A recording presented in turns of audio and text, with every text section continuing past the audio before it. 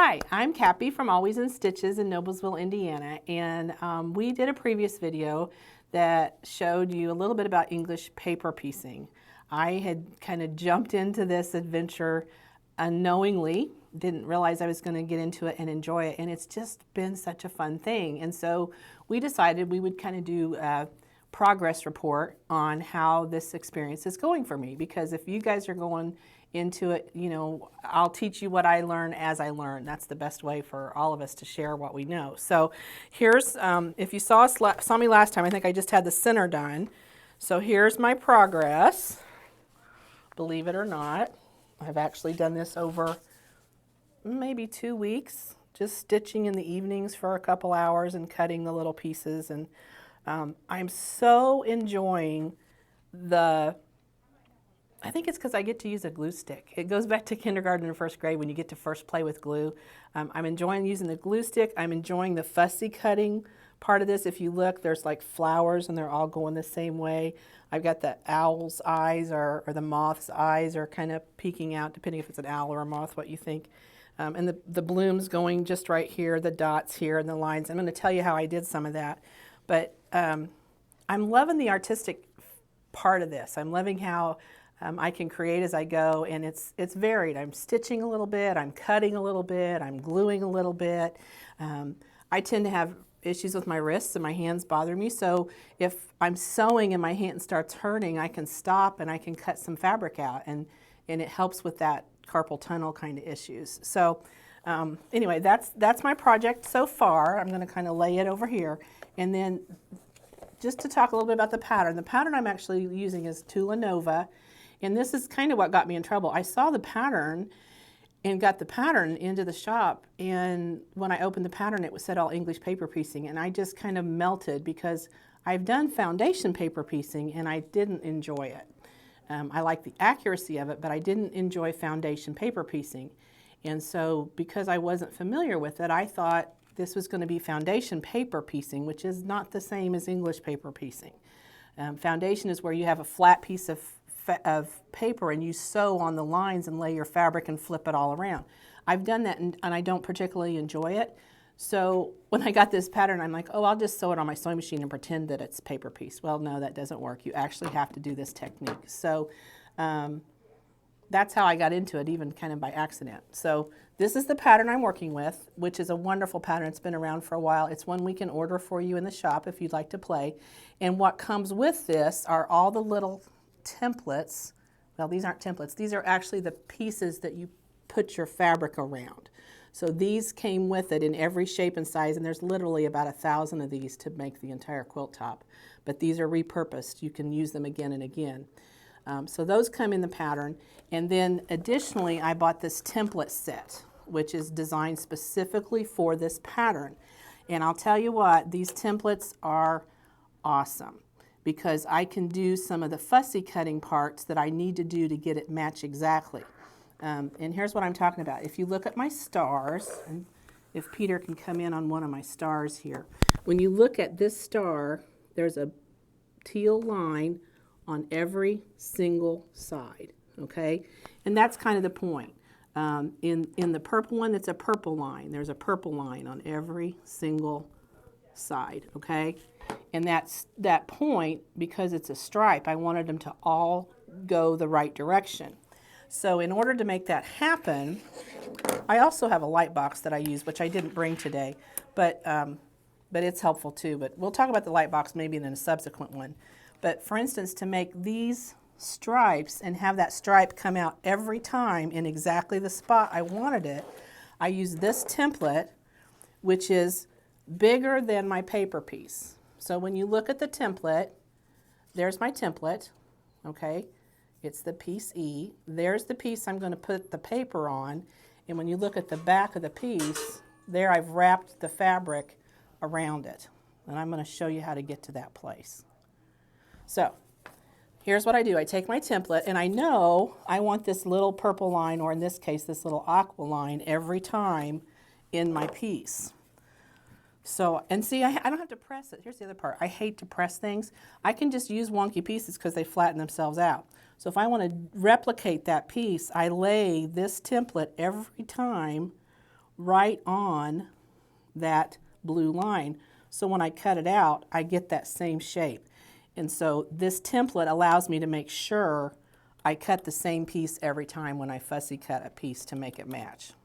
And that's how I got the owl's eyes in the right place every time. That's how I got the little flower in the right place every time, was my template gave me the place to know where to fussy cut. So let's just cut one of these out real quick here so you can see how this works. So I can draw the line on there and just cut it. In this case, I can use my rotary cutter. Actually, I'm going to move down here because, see, I don't want to waste my fabric. If I cut up there, I'm wasting this fabric. So I'm going to come down here because it'll give me my blue line. And you can see the edge of the template, there's going to be 3/8 of that that's going to be underneath the side. So I'm looking at the edge is going to show that way. The edge of the blue will show on the paper because it's just above the line on the template. So I'm going to cut this. This is where I need my turning table, which I don't have today, but yeah, I got to stand up. I got no leverage. I got no leverage sitting down.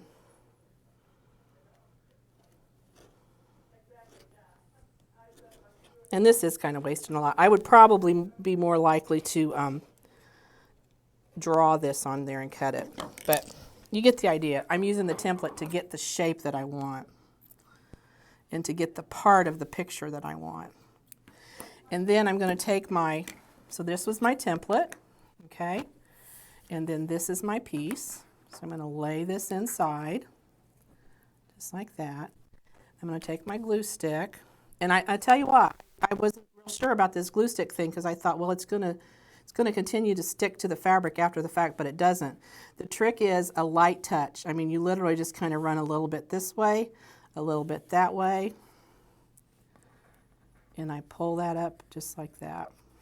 And then I kind of want to move around it like this piece so that all my points, the reason you care about that is you want all your points facing one direction. So each time you add another piece, I have a piece that has no points when I push it into that one sticking out. Your layers, your points nest together in a nice way. So I always go around from the top to the side of the piece. And see, there's a little clump there, but I got it on the fabric. That's okay. And then again, you have to touch the fabric or it won't stick. And it's not really a full piece. It's just enough to kind of hold it. Okay, and now when you look at my pieces, well, this one's done the opposite, but you're going to have that line. See, I've got my line repeating. That's what I'm trying to do. I get the same piece again and again. And so you can see I've got a whole set of them here. I've cut some more out. And just if you look at these, see that line repeats. Every piece has that same line in the same space. And that's what I'm trying to replicate because it's fussy cut. That's that fussy cut part. Now, if I'm working with these pieces here, see this piece here? I didn't have to fussy cut that piece. It's just a repetitive print. So when you look at these, I've been able to just chunk them out of the fabric, and the pattern is not really relevant in that. I don't care. And when you're putting this together, you need to think about allowing your eye to rest. So I've got busyness here. You know, I have the dots exactly positioned in the right spot. This is a busy piece. I'm going to let my eye rest here. Now I've got some more busyness, and now the next row that goes on is a little calmer. It's hexagons, but it's not a busy pattern that I'm going to focus in that has a fussy cut piece that really is purposeful. I'm probably even going to put another piece out here. At this point, I think we're going to go back to this color and have another kind of relaxing your eye a little bit. All quilts are like music. So if you're a musician, or even if you listen to music, there's points where the music is really loud and busy, and there's points in the music where it's kind of quiet and calm. They play off of each other. So you have to have the calm, the rest notes in music so that when you have the busy notes in music, you can enjoy both parts. It's absolutely the same with quilting.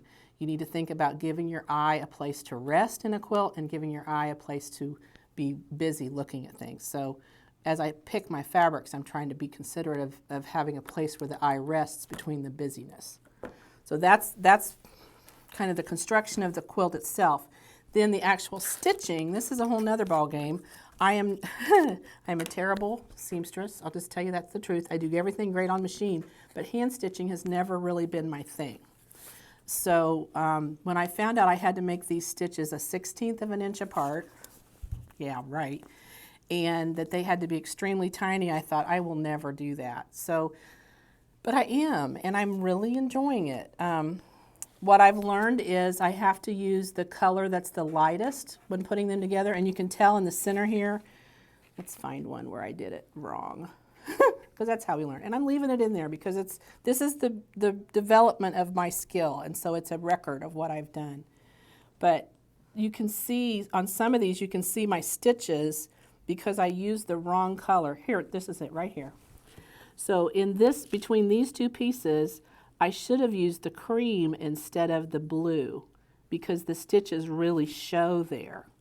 Where on this very one beside next to it, I used the cream, and look how it's invisible.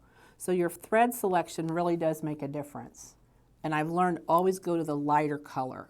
Whatever the lighter color is, go to that. And that'll help.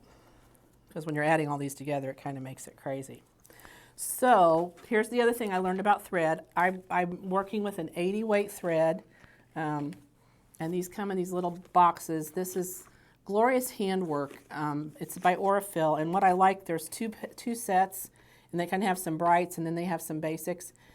It's an 80 weight thread. This thread will last forever. The colors I'm working with, I'm primarily in this box here, but eventually I'll get into the other box too and open them as I need them. But what I have found, and this was in Tula's video, when you take the thread off of the spool, where the tag is the top of the thread. And so I want to be sure when I pull my thread off, that's the top of the thread. I want to cut that, and when I thread my needle, I want the top of the thread to go into the needle first, because then that way the thread is sewing with the lay of the fibers on the thread. She said this in her video, and I was like, whatever, that doesn't matter. It does, because I purposely put the thread in the opposite way to see what happened. And by the time I ran that thread through my fabric, you know, to make enough stitches, this thread was getting really fuzzy, and it's because it's going in the reverse way that the thread has been spun.